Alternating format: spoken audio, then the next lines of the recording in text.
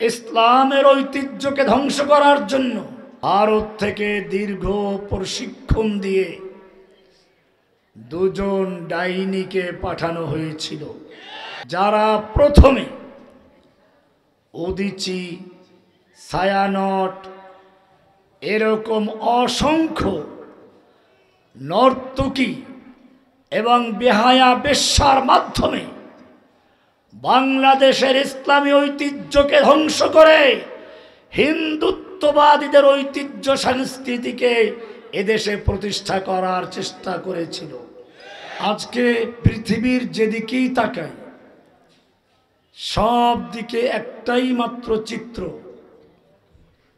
গোটা দুনিয়ার ইহুদি, খ্রিস্টান, হিন্দু, বৌদ্ধ, নাস্তিক, মুরতাদ সব ঐক্যবদ্ধভাবে মাঠে নেমেছে কিভাবে পৃথিবীর মানচিত্র থেকে মুসলিম উম্মার নাম ও নিশানা চিরতরে মুছে ফেলা যায়,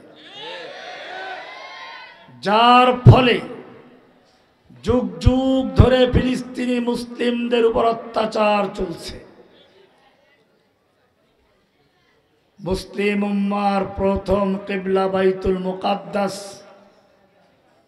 এই রজব মাস যেখান থেকে আল্লাহর রাসূল সাল্লাল্লাহু আলাইহি ওয়াসাল্লাম মেরাজে গমন করেছিলেন, যেই মসজিদে আমাদের প্রিয় নবী সাল্লাল্লাহু আলাইহি ওয়াসাল্লাম সমস্ত নবী ও রাসূলদের ইমামতি করেছিলেন, সেই মসজিদ এখনো পর্যন্ত ইহুদিদের দখলে।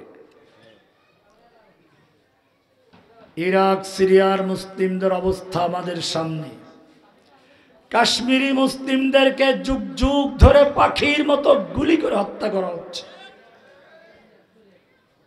ওই ঘর মুসলিমদেরকে উন্মুক্ত কারাগারে বন্দী করে রাখা হয়েছে। আসামের মুসলিমদেরকেও বিভিন্নভাবে হয়রানি করা হচ্ছে।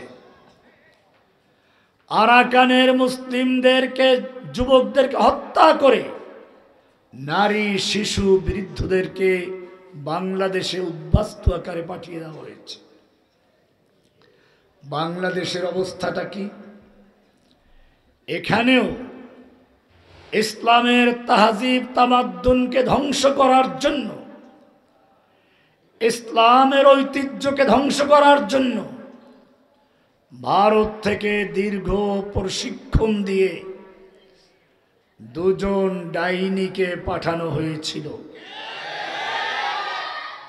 যারা প্রথমে উদীচী, ছায়ানট এরকম অসংখ্য নর্তকী এবং বেহায়া বেশ্যার মাধ্যমে বাংলাদেশের ইসলামী ঐতিহ্যকে ধ্বংস করে হিন্দুত্ববাদীদের ঐতিহ্য সংস্কৃতিকে এদেশে প্রতিষ্ঠা করার চেষ্টা করেছিল।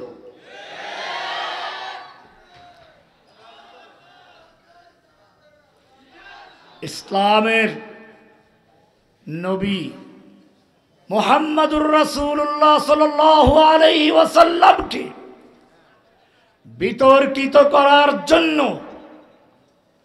এদেশের মুসলিমদের অন্তরে আল্লাহর নবীর ভালোবাসা দূর করে তার জায়গায় তাদের নতুন নবী জয় বঙ্গবন্ধুকে বসাবার চেষ্টা করা হয়েছিল।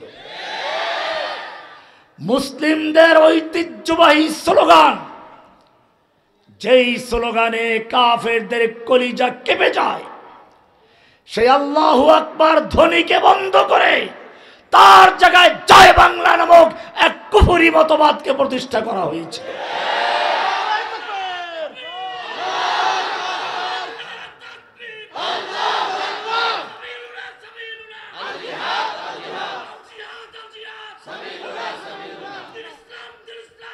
শুধু এ পর্যন্তই নয়, এদেশের মুসলিমদেরকে বিশ্বের বুকে অপমানিত করার জন্য, বিতর্কিত করার জন্য বিভিন্ন দল তৈরি করে জঙ্গি ট্যাগ লাগানো হয়েছিল।